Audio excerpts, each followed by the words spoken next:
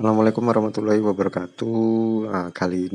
Video kali ini saya akan membahas tentang apa sih Fibonacci dan bagaimana banyak orang melakukan atau menggunakan Fibonacci tersebut ya. Dan di channel Telegram kita itu sudah ada yang men-share tentang Fibonacci, atau adminnya sendiri sudah nge-share tentang Fibonacci.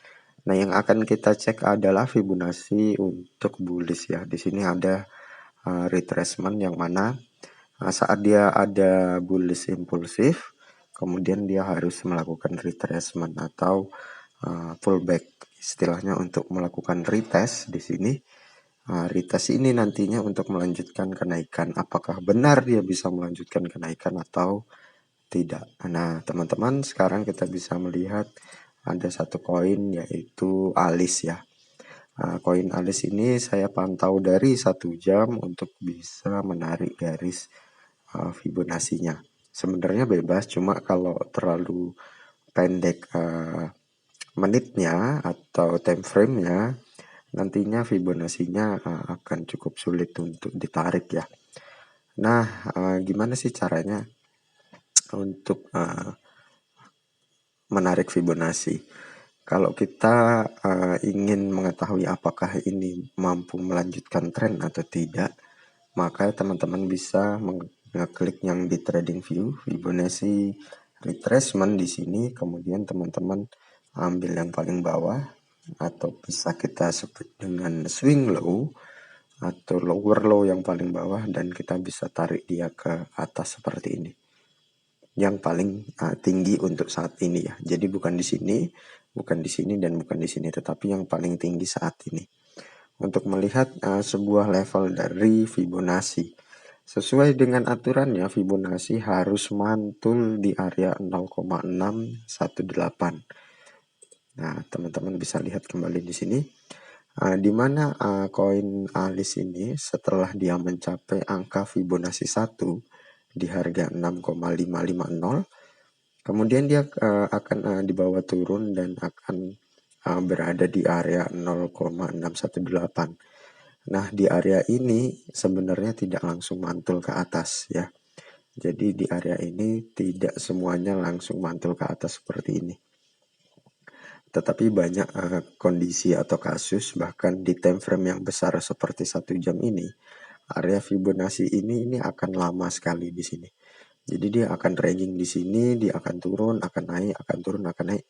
Intinya dia akan berada di antara posisi 0,236 dan akan berada di antara 0,786. Nah, Fibonacci dianggap invalid saat dia koin ini mampu menyentuh area 0,236 dan dia akan mencapai angka 0.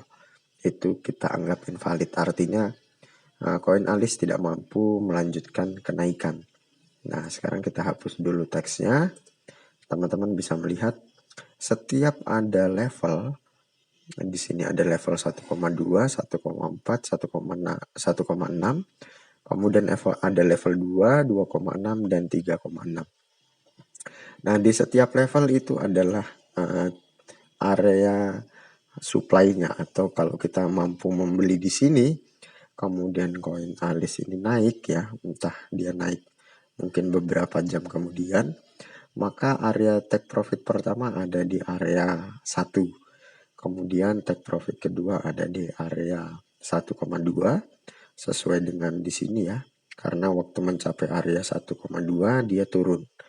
Kemudian ada di 1,4 juga sama, 1,4 dia turun, maka ini take profit yang kedua.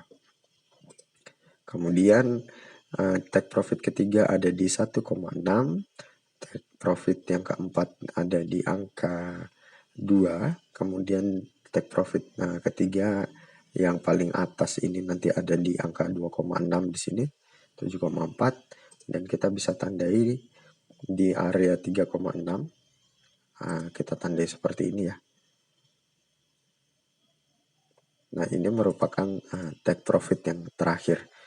Dianggap dia benar-benar berbalik ke arah jika dia mampu sampai melewati take profit yang terakhir. Nah, makanya banyak yang bingung kok setelah mencapai area 0,6 dia tidak langsung naik gitu ya. Sebenarnya dia berpotensi untuk naik. Ingat, dia hanya berpotensi. Semua sesuai dan dikehendaki oleh market. Kalau memang ini mau dinaikkan, maka dia harus benar-benar lepas dari area 0,6. Tetapi kalau dia tidak dikehendaki oleh market, maka dari area 0,6 ini dia akan terus turun ke bawah gitu ya. Nah, di sini teman-teman bisa melihat adanya garis titik-titik. Nah, garis titik-titik ini adalah arah trennya. Jadi bisa dilihat kalau arah trennya ini sesuai dengan pergerakan dari candlenya. Nah, kalau sekali lagi dia nanti arahnya turun, maka garis titik-titik ini akan sering dilanggar untuk turun gitu ya. Terserah teman-teman bisa mengambilnya seperti ini. Ini juga bisa. Banyak yang menganggap, oh ini sudah nggak patuh misalnya terhadap area dari kenaikannya. Jadi belum bisa ditentukan apakah ini akan naik ataukah ini akan turun ya. Seperti ini misalnya. Jadi silahkan teman-teman mencoba sendiri untuk area Fibonacci. Intinya adalah di area 0,6 ini adalah area yang aman untuk membeli. Dengan catatan teman-teman juga harus pasang stop loss gitu ya. Jadi jangan buang uang teman-teman dengan menduga-duga karena itu tidak baik ya. Mungkin itu saja untuk video penggunaan Fibonacci untuk mengetahui apakah tren ini bullish apa tidak. Gitu. Intinya di area 0,6 ini layak untuk dibeli.